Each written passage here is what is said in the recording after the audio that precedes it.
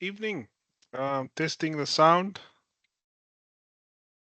Testing the sound.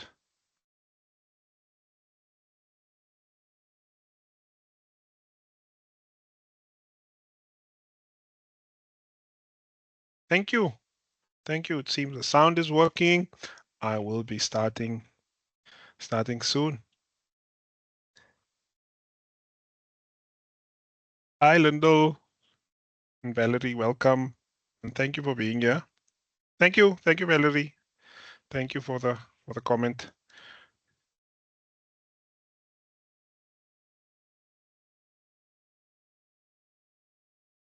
So I'm going to start in a couple of seconds. I'm not sure if you can hear my dogs.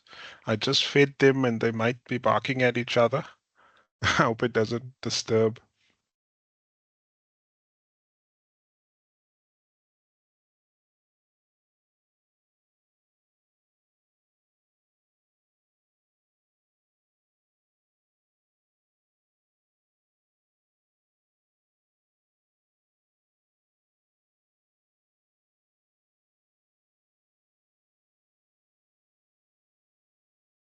Okay, it's 7 o'clock, so let's start. Thank you for everybody that's here. The rest can join as we go along, but it's 7, so let's go.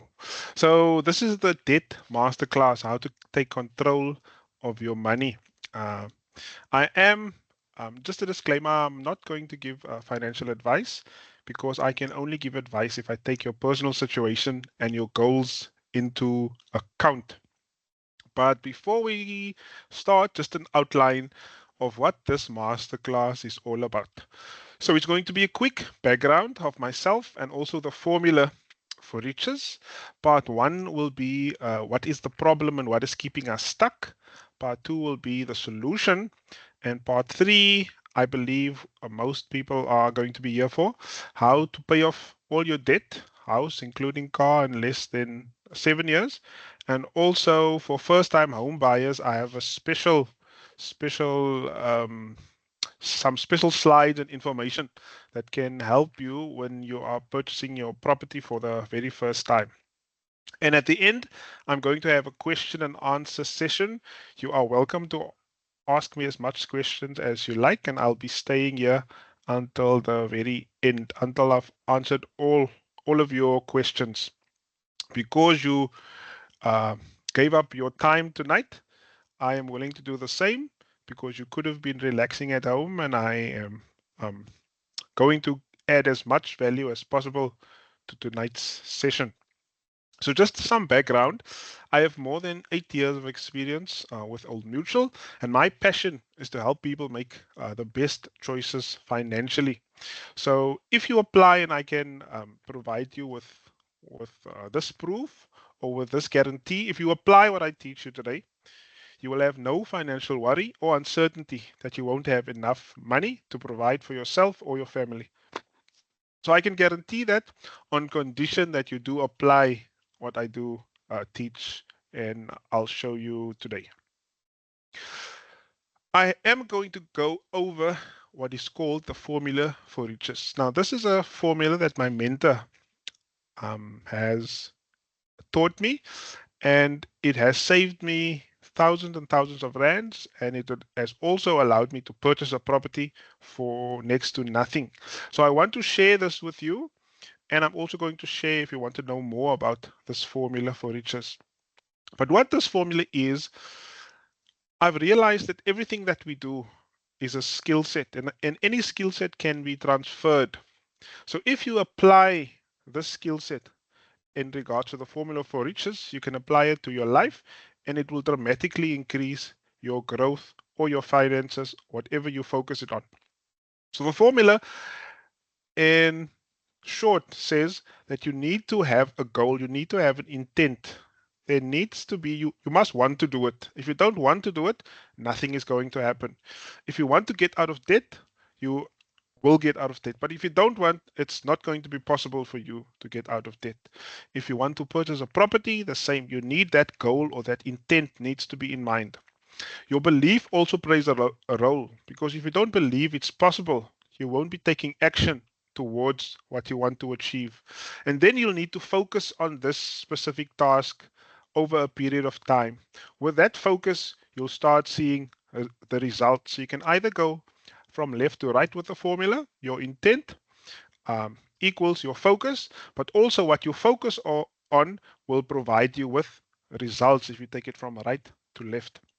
Now, an easy way you can apply and be certain, because it looks confusing at start, but an easy way to apply the formula is to ask yourself 3 questions. Now, these are very important questions. Whenever you do anything in life, you can ask yourself these 3 questions.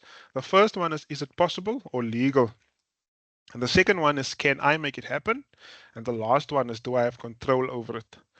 So what I would suggest, make note and write these 3 questions down, or take a screenshot if you're on your phone currently, because you need to answer yes in each one of these questions to make sure that you are currently adhering to the formula and the principle for the formula for riches. So let me give you an example. Let's say you want to pay off all your debt, right? Is it possible or legal to pay off all your debt? Yes, it is possible. Can I make it happen? Yes, you can make it happen. And do you have control over it? Yes, you do have control over how you pay off your debt. So that is within the formula.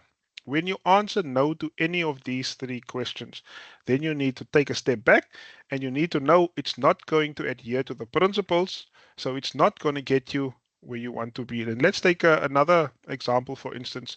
You can even take the example of um, debt collectors, or not debt collectors, of what do they call them?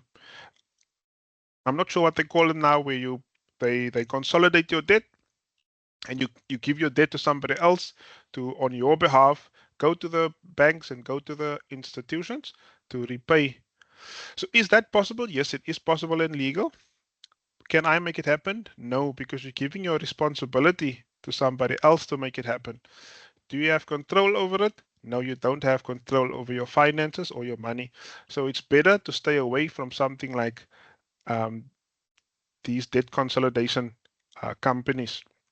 Another easy application of this, you can ask yourselves in terms of crypto or Bitcoin. Is it possible? Yes, it's possible to invest and make money with Bitcoin. Can I make it happen? No, you cannot make it happen, and you don't have control over that growth that Bitcoin gives you. So it's best to stay away from something like that. So you can apply this to anything in life, even if it is a diet pill, if it is exercise. Once you have control over what you are doing, you are best that you will achieve the results that you want.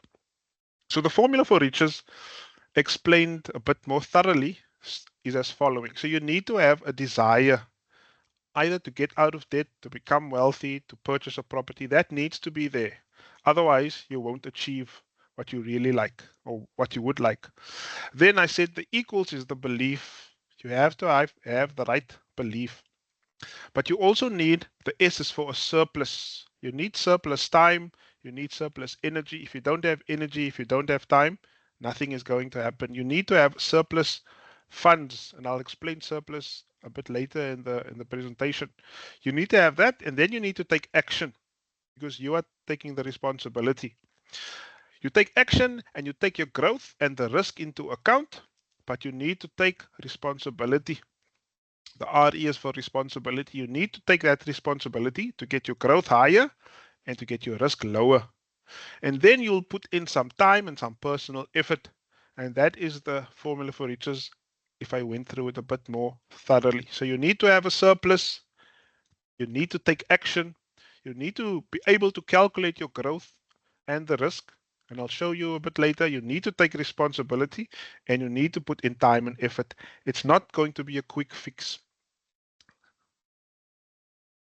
Now, Albert Einstein said, we cannot solve our problems with the same thinking we used when we created them. And I want you to remember what Albert Einstein said, because I'm going to explain this problem that was created, and you won't be able to solve this problem with the solutions that these problems created. Did you know that the South African Reserve Bank, excuse me, they have private shareholders. So the South African Reserve Bank is not a government institution. They have private shareholders and they print money to the banks. And in turn, the banks borrow money to me and you, to consumers. But the bank does not necessarily have that money which it borrows to the consumers. And the South African Reserve Bank does not have the money that it borrows to the bank. The South African Reserve Bank prints the money to the bank. But what it needs to provide the South African Reserve Bank, the bank needs to show proof that someone can afford, for instance, R1 million worth of debt. If they have that proof of income, that proof of affordability, they provide that proof to the South African Reserve Bank. They print the money that they borrow to the bank, and the bank borrows that money to me and you, the consumers. Now, for that affordability, in order to get a higher loan or a bigger loan, you need to have a higher income. And the only way you can get a higher income is when you have a higher degree. If you study more and you have higher degree, your income will increase, your affordability increases, therefore the bank will give you more money, which in turn the shareholders and the private bank, the South African Reserve Bank, makes the money off of it. So the problem that they created in terms of not having enough money, not being able to purchase a property, not be able to retire. The solution there too is this illustration. This is the problem that they have created. So they won't, or it won't be in your best interest to follow what they teach, because this is what they want to have happen. The South African Reserve Bank also borrows money to the government, and the government uses that to build schools and varsities and roads and all that. But they also want you to increase your salary. They also want higher degrees because then you pay more tax to the government. So this is the problem that they created, and who benefits from this problem? Who benefits from the solutions that they provide in terms of a loan, in terms of investments? They are the ones that are benefiting from this problem. So you cannot solve your problem if you use their solutions or if you use the thinking that was created when you created this problem. I hope everybody is getting that. You are also welcome to leave me with questions. I will be answering all of them at the end. So let's look at a couple of definitions that'll make this presentation a bit easier. I was speaking about surplus. So a surplus is the money you have left after all your necessities are paid. That is what a surplus is. You also need to know what my personal growth rate is. So my personal growth rate is the growth you want on your investment to achieve your intent or your goal. Remember, I said you need to have an intent. So my personal growth rate is my growth rate that I want on an investment so that I can achieve my goal. Then we get an investment growth rate. Now, the investment growth rate is the growth of your investment. My personal growth rate is your growth rate to achieve your goal. The investment growth rate is the investment's growth rate. Yield is the income you earn from an investment. When I speak about yield, it's when I have a capital, I have a bunch of money, and then I withdraw an income from that. That is what's called a yield. Depreciation is the percentage of reduction in value of an asset. That's what depreciation is, and a risk is the possibility of you losing money. When I speak about risk, I'm speaking about the possibility of you losing money. So some retirement statistics. 73% of South Africans aged 60 and older are recipients of social grants. That means less than 10% have enough to retire comfortably. Or actually not that means, but another stat is less than 10% have enough to retire comfortably. And that means that only 1 out of 10 people will be able to retire comfortably. So if there's 10, and I think we are approximately 10 tonight, only 1 of us will be able to retire comfortably. Now, this data was sourced by the Statistics South Africa, but this is the problem. This is the reason why not more people are able to retire, because everybody or most people are following the solution that they provide to the problem that they created. And that's the reason why these statistics are looking the way it does. Now, here I have an illustration of why it is so difficult to retire, why the normal process, why their solution is not able to make you retire at the age of 60. Let's say you're 40 years old today and you want to retire at the age of 60 with an income of 10,000 Rand per month. So we have 20 years to prepare until the day we retire and not work anymore. There's 20 years left, or 20 years, and this is an assumption that we need to provide for, because we are only going to live until the age of 80 to make it easier. So we have 20 years to make provision for another 20 years. So if you do the calculation, and that is your income times the amount of months in a year times the amount of years that you've worked, that means you need to save 10,000 times 12 times 20, 2.4 million for that 20 years time if you want to receive an income of 10,000 Rand per month when you retire. So you have 20 years to make provision because you want to earn 10,000 Rand per month when you retire, but you're only earning 10,000 today. So the only way you can make sufficient provision for 20 years is to save your whole salary. And there you can see the calculation. You need 2.4 million a year in order to be spending that 2.4 million a year. So if you don't have and you cannot save, then you won't be able to be in that position to retire comfortably. So that is the problem. We have that amount of period and that amount of years. Now here I want to show you a calculation of how it is possible to retire within 10 or even 5 years. So Ruth White is 30 years old and is frustrated with the ever rising cost of living. And she's fed up living paycheck to paycheck. Ruth decides she wants to retire in 10 years' time and spend her free time with her family and also start this business that she has always wanted.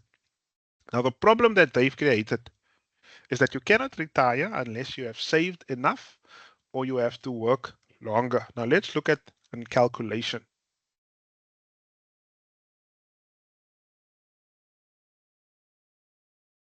Please let me know if you can see the screen.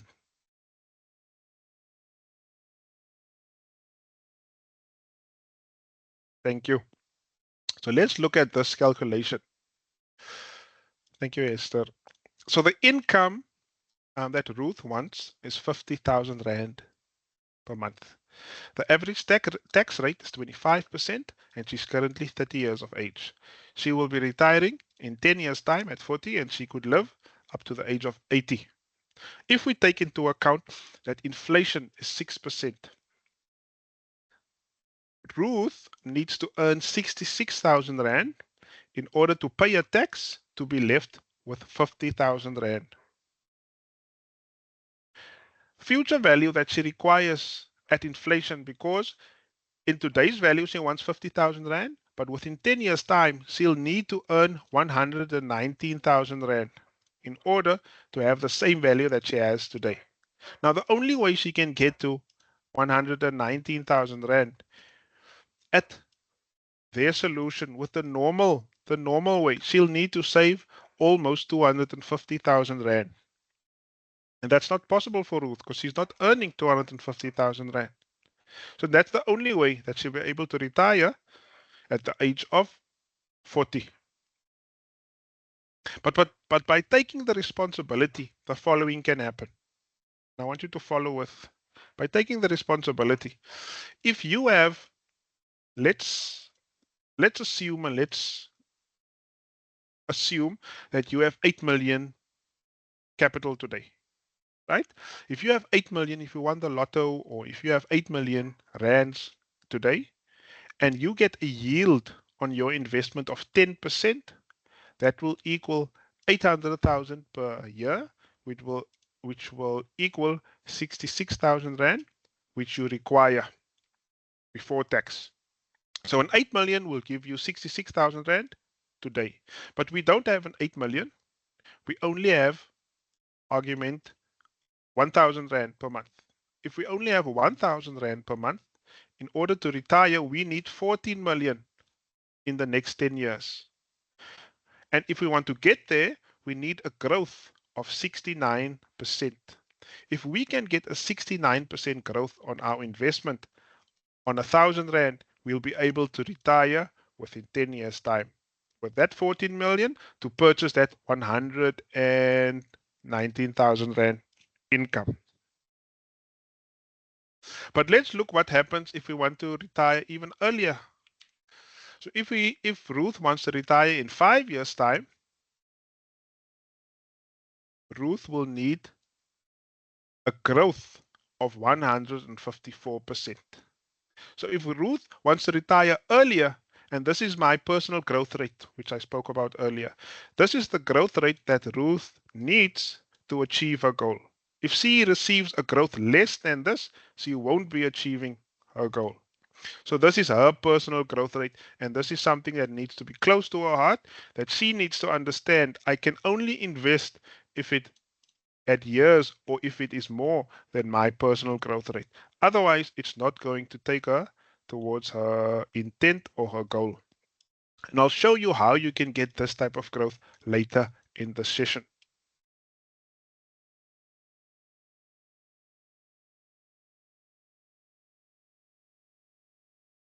Now, this is what is keeping us poor. Recent stats have revealed that many South Africans spend 65% of their net income on servicing debts. And this snowball continues to grow, leaving South Africans struggling to make ends meet. If we take Ruth, for instance, that's earning 30,000 Rand. According to the stats, 19,500 is going to debt, 4,700, and this is what I've calculated, goes to tax. So she only has 5,700 to live off of. So what surplus can there be if you only earn 5,000 after all your debts and your taxes are paid?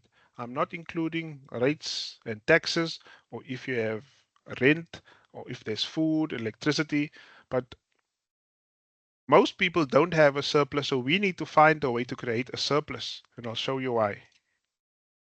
Now, this is the problem. The problem is we cannot do these calculations. We don't have the skill set yet to do the calculation, and that is why I'm having these webinars to teach more and more people that if we take the responsibility and we do the calculation, it can have significant impacts on our finances. Now, because of this, because we don't do the calculation, we take on too much risk by having too much debt, and it prevents us from things like retiring or purchasing our dream home or starting that business even that we want. Now, let me show you on that exact same spreadsheet.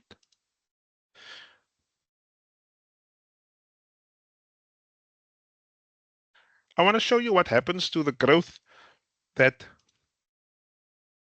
Ruth requires if our surplus, and this is the only surplus he has currently, is 1,000 Rand. But what happens if we increase the surplus? If Ruth increases this to, let's say, 5,000 Rand, that growth decreases that she requires her personal growth rate to 111%. If we can pay off all the debts, and I think I said 65% is 19,500.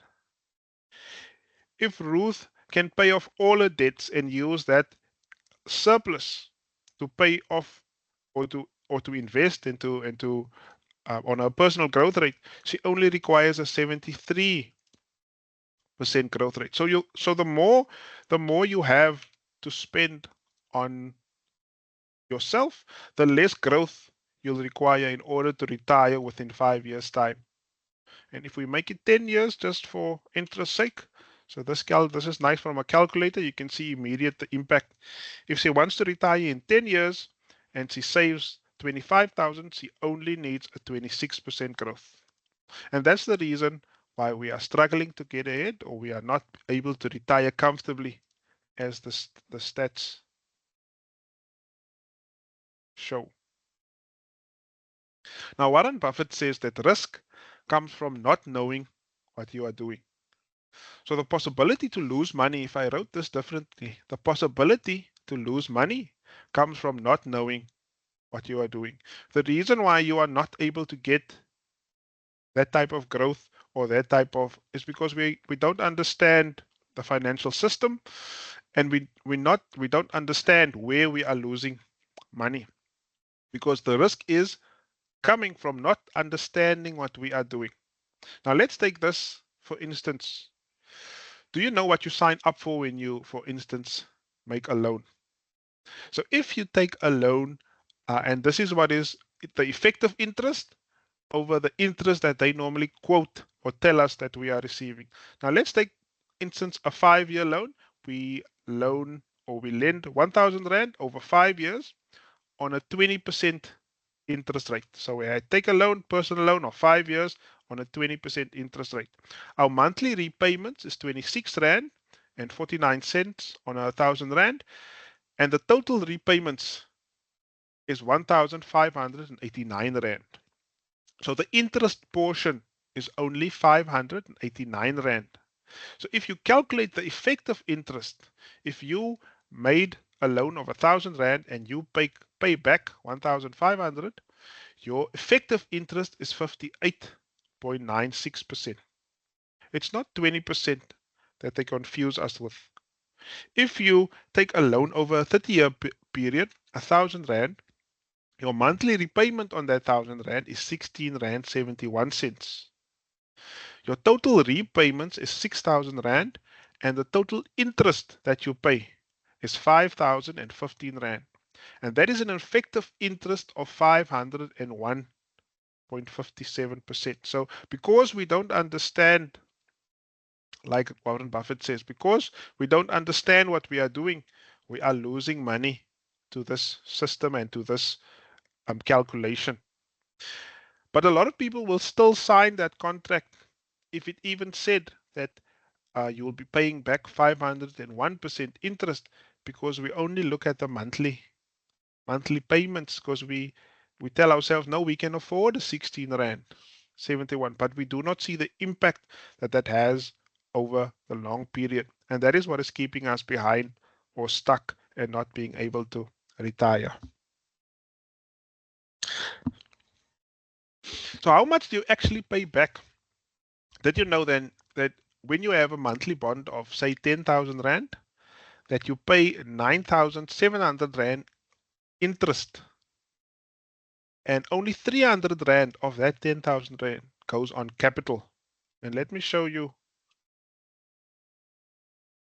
what I mean.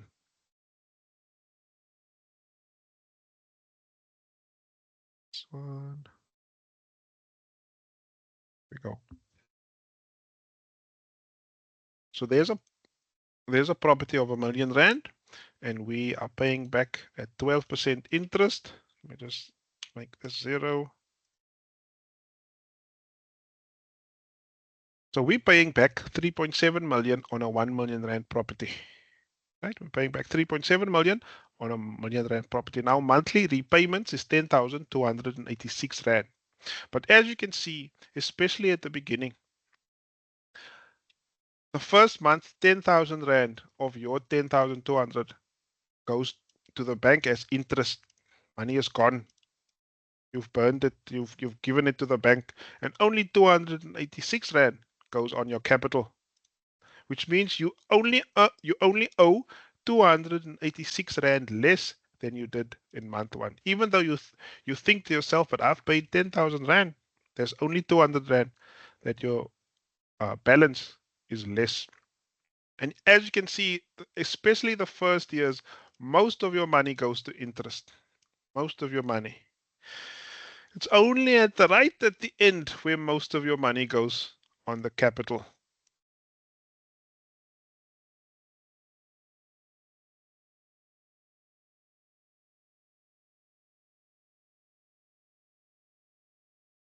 Now I want to show you another way where they confuse us.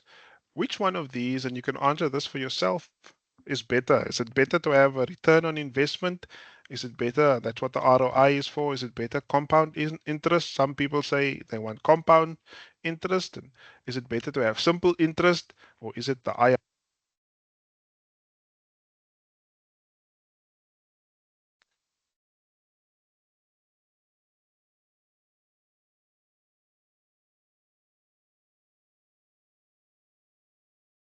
IDs?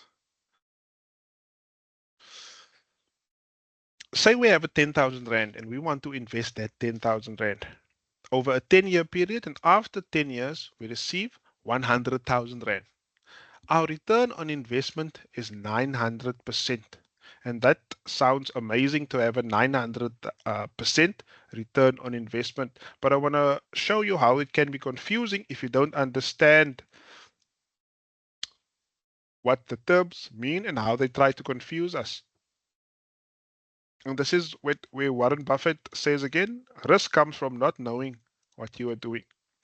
So if we look at what compound interest is, if you invest 10,000 Rand over a 10-year period and you have a compound interest growth of 25.89, then your end value is also 100,000 Rand. So in both these cases, it is the exact same outcome. Although this one sounds better than 25.89 compound interest growth. Now, what can be confusing and how they can try to influence you is to tell you that we can give you a 700% return on investment, but a 700% return on investment is less than a 25%, 25.89% compound interest. So it's important that you understand these terms and what it means. Now let's look at simple interest. The exact same thing. Simple interest, if you invest 10,000 Rand, after 10 years you have 100,000 Rand, the growth is exactly the same as compound interest, 25.89. The only difference between compound and simple interest is you invest it for a year and you receive your interest. Now you can decide to invest that money again with the interest for another year and you get your interest back plus your capital. And each and every year you can decide to reinvest that. So that's the only difference between simple interest and compound. Compound interest is fixed for 10 years and all your interest is compounded. With simple interest, you receive your money back after 1 year. So it's the exact same thing. I would even say that simple interest is better because you have access to your money quicker.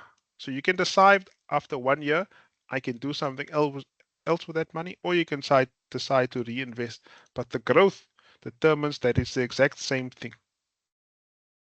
And the last thing I want to show you is what is called the internal rate of return. Now, this is the exact same as the simple interest or the compound interest. The only difference is this is what is used to calculate property and business, because you can have with simple interest and compound interest, you need to have constant incomes of the same amount. With the IRR, you can have different kinds of income and outflow of money, and it will also determine the growth. So if you start with 10,000 Rand and you end with 100,000 Rand, the IRR is the exact same as the simple interest and as the compound interest. Now the IRR is for the internal rate of return.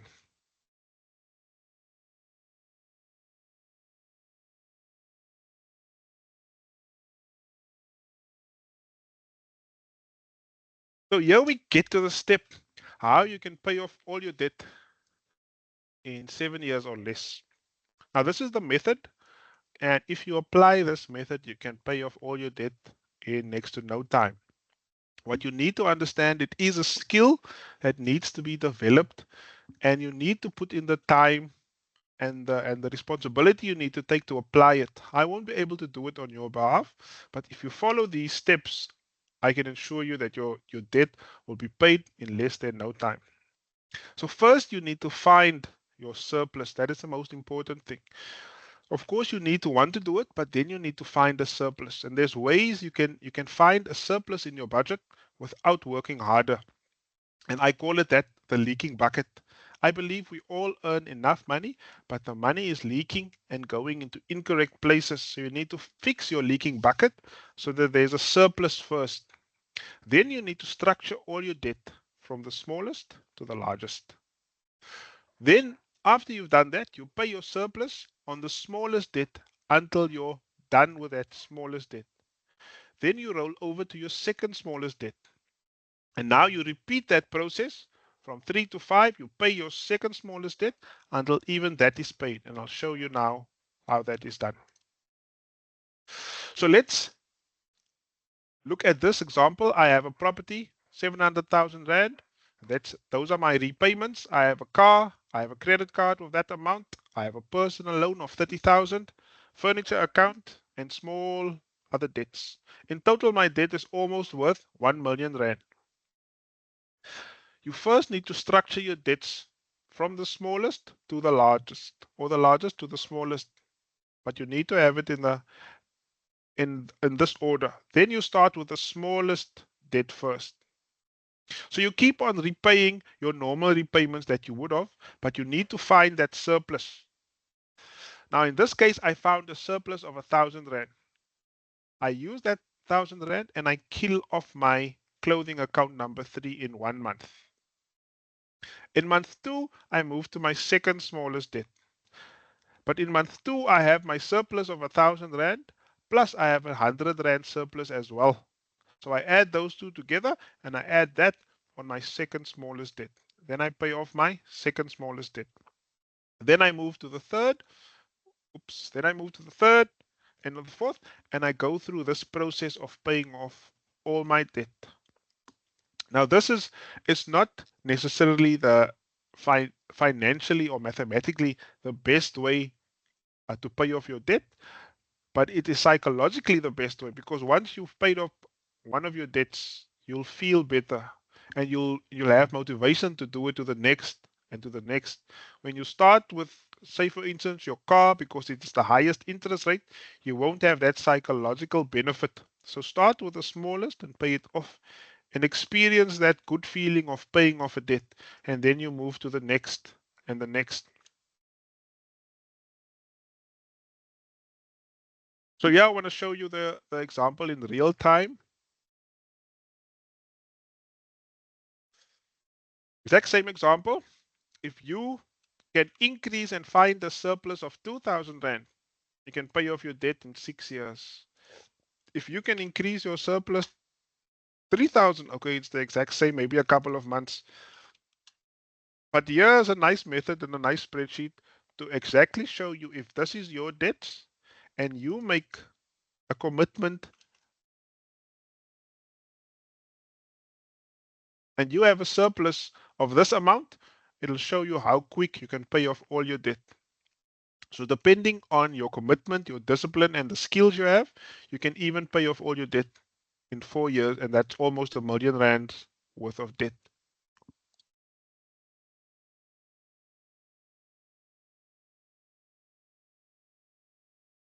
Everybody's still happy.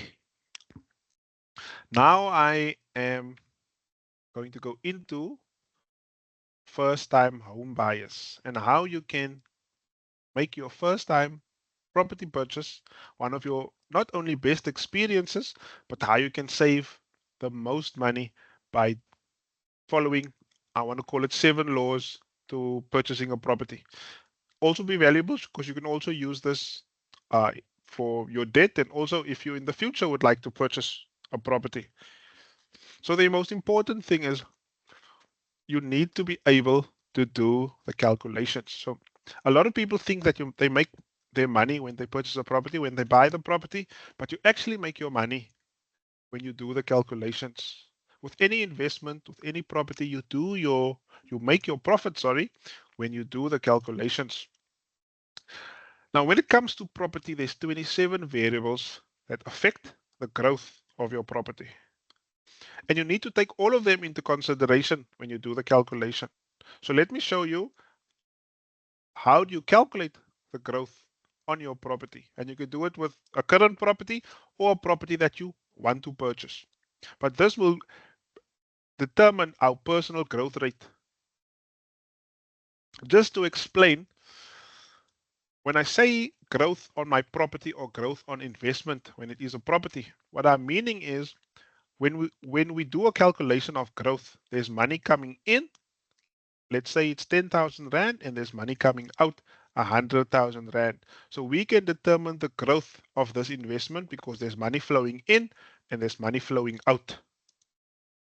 Now, with a property as an investment, there's also money flowing in. There's rental, the property growth.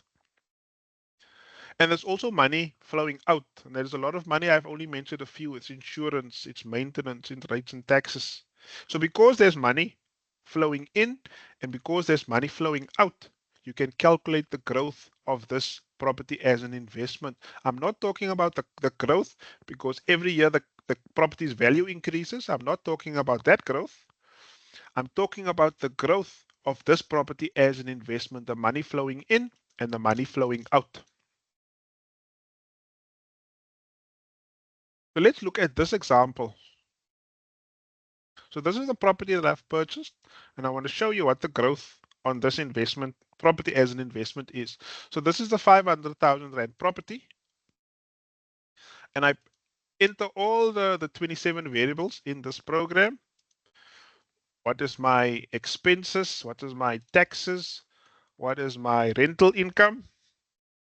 And I'm receiving a 6,500 Rand rental income. And if I do this calculation, it says that I have a growth of 175% on this property. Not the capital growth, the growth of this property as an investment. So if my personal growth rate, like Ruth's was 140 something, I believe, 145. So this property satisfies her growth rate. So if she purchased this property, it would be within her goal and within her benefit because it's going to get her to her goal quicker.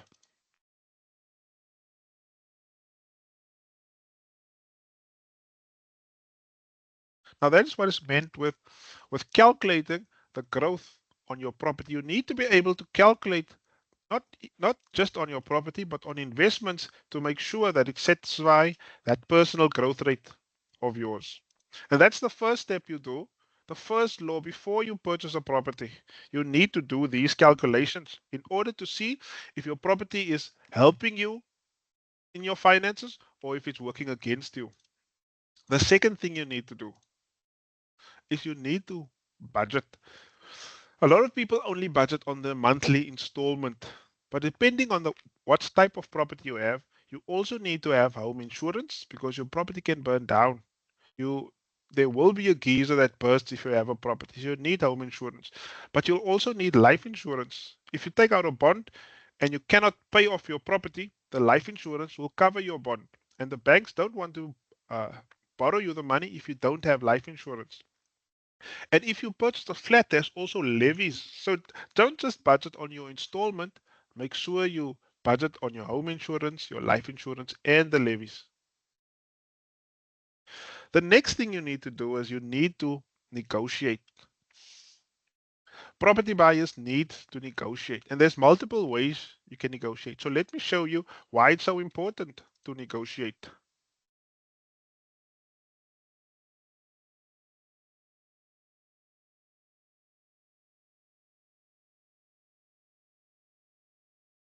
Say you purchase a property for 1 million, and the bank wants to provide you with a loan of 12% interest. If you pay 12% interest, your monthly repayment is 10,286.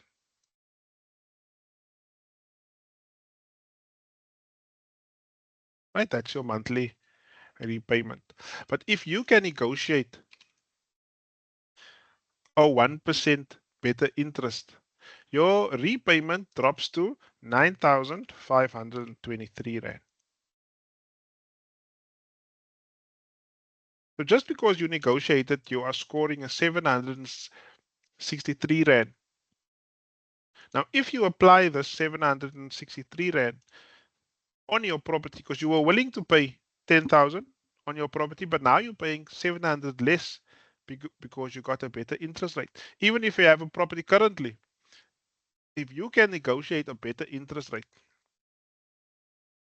and you apply that to your property, in this case, this property will be paid off 9 years earlier, and you will save a 928,000 Rand on interest just by negotiating a better deal when it comes to interest.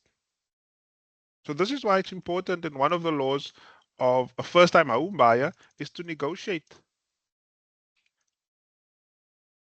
And if you don't know how to negotiate, learn how to negotiate, because a 900,000 Rand is a million Rand in your pocket that would have gone to the bank. You can even negotiate the price, and let's say we negotiate the price down to 900,000. That means we're paying an installment of 8570.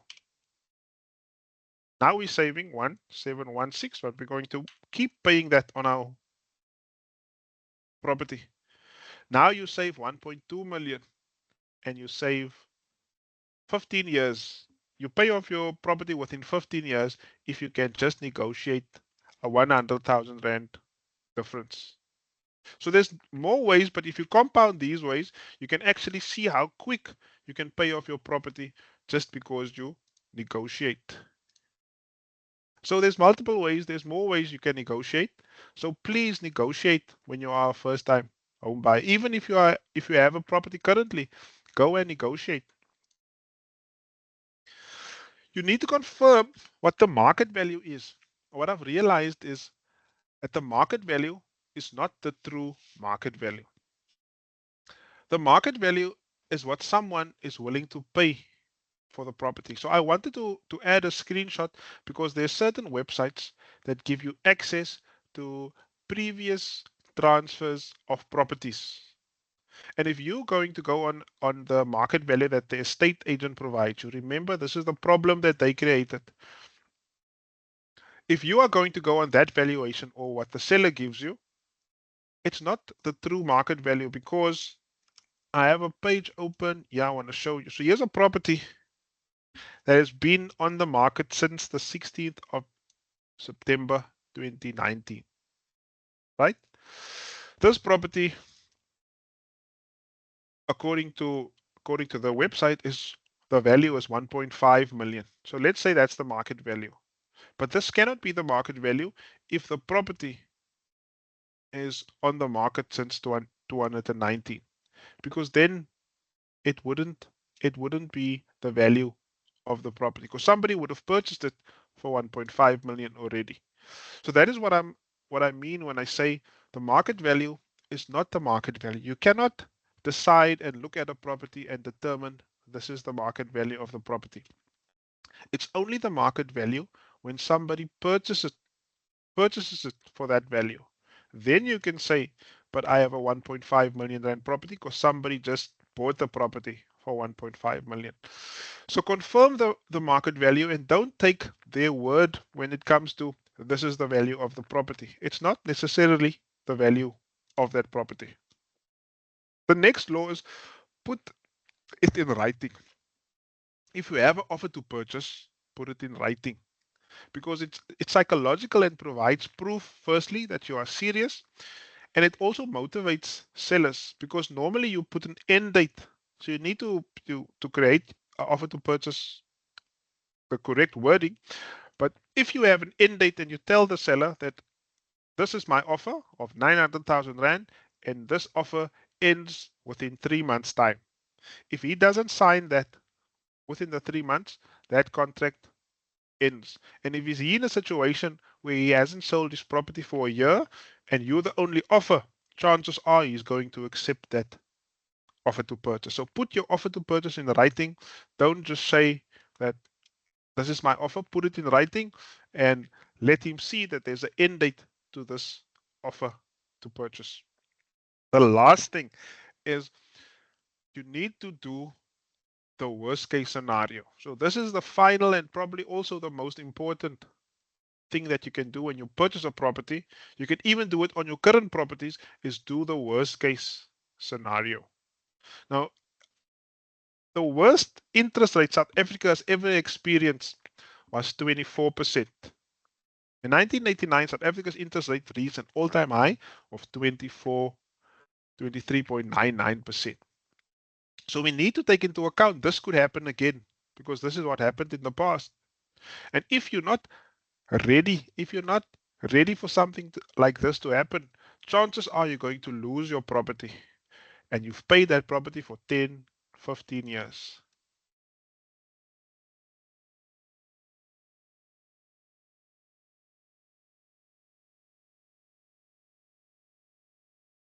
Let me show you what happens when the interest rate goes to 24%. So our current monthly installment is 8,000. If your interest rate goes to 24%, your installment is going to be 18,000 Rand. So if you're not ready, if you haven't made sufficient provision, then chances are you won't be able to pay your property for these couple of months.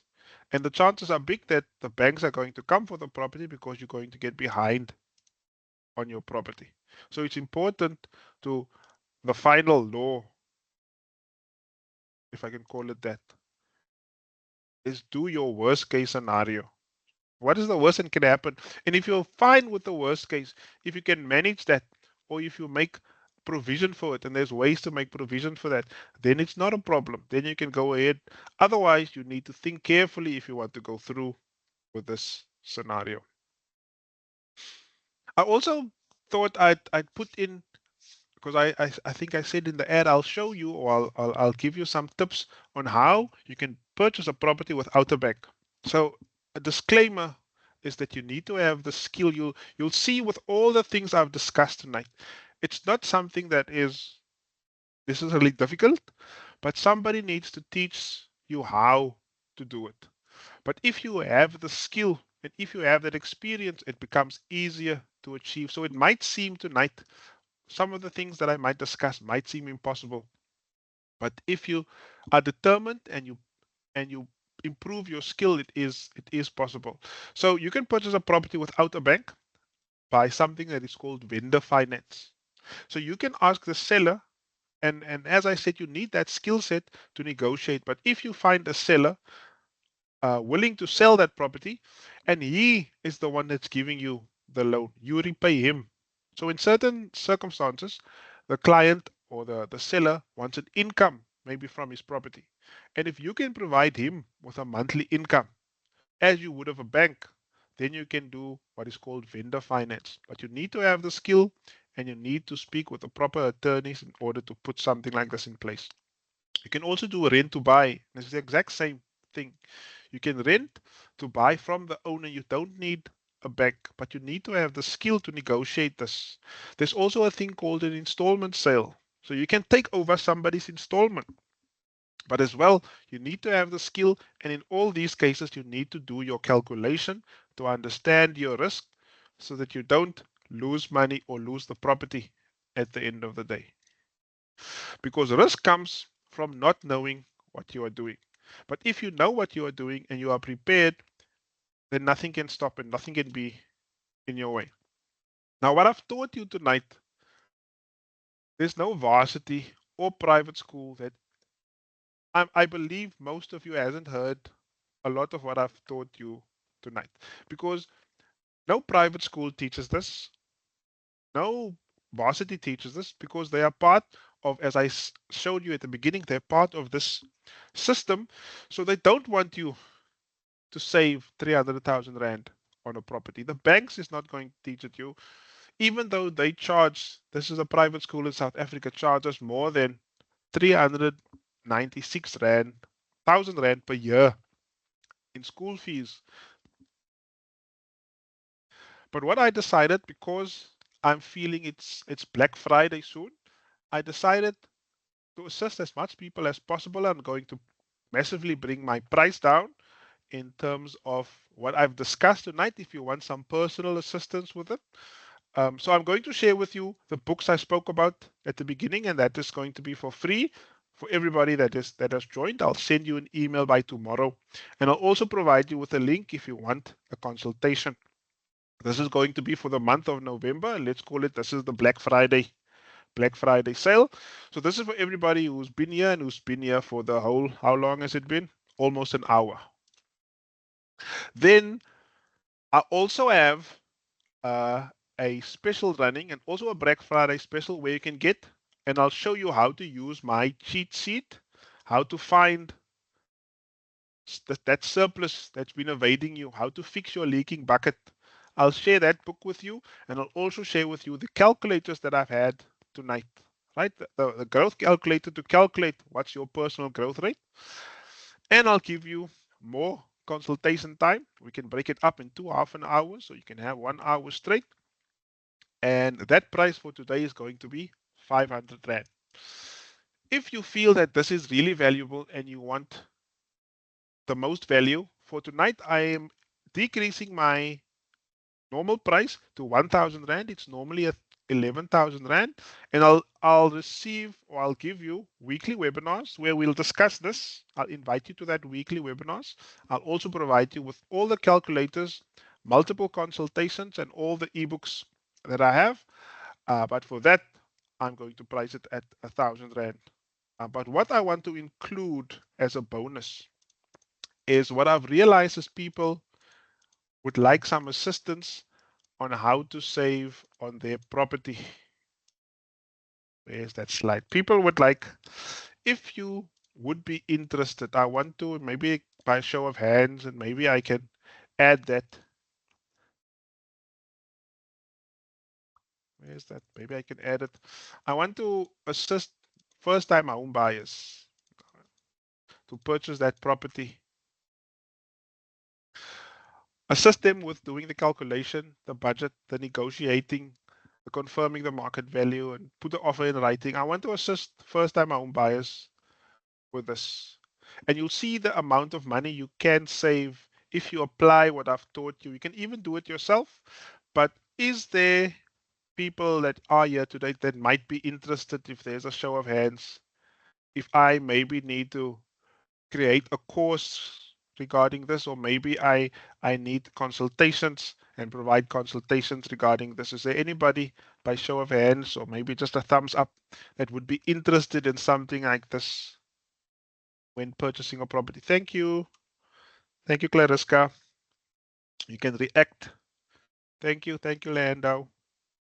Thank you. So in that case, I'm going to add this. I'm going to make a special offer where I'm going to go through each of these 7 laws, create a course, and have some personal consultations and how you can purchase a property by doing the calculation, how to budget, how to negotiate, how to use the other avenues if you don't have the funds to go to the bank, so that you can purchase a property and be better off than 99% of people.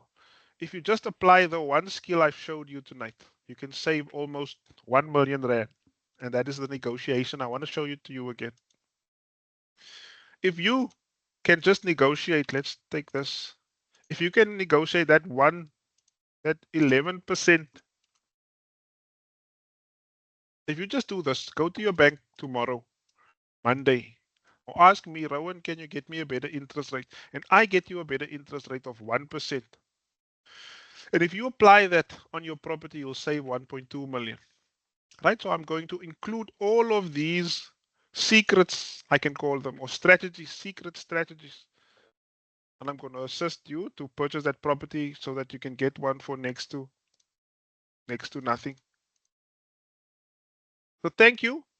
Is there any questions? I will add that, and I will send out an email regards to people that want to either purchase a new first time home buyers or people that want to purchase a property. Are there any questions? Are there any questions? Anything you want me to redo? My nose has been itching whole evening, sorry. Was it valuable? You can use the chat if you want. I can open your mics. I do want to say thank you that you took an hour out of your evening to come and listen. And I do hope that I have added immense value to those of you that are here.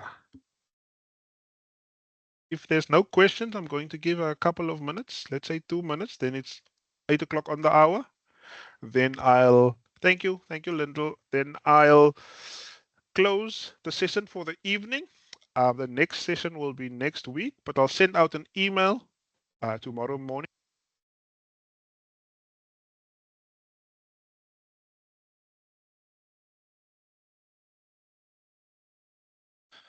So thank you. I hope it was valuable. I'll give you time if you still want to ask any questions. I'm willing to answer each and every one of you.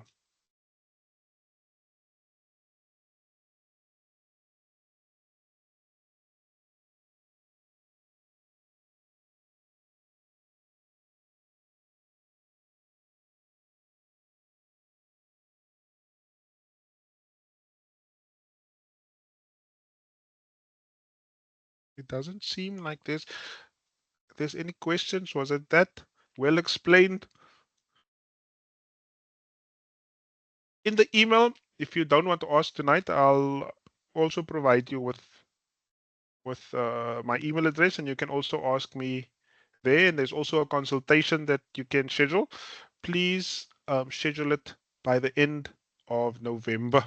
It's going to be December soon, so this is only going to stand for the month of November. Let's call it my Black Friday special.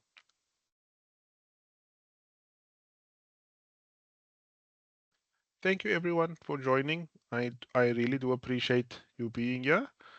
And until the next time, if there's no questions, I'm going to end it soon.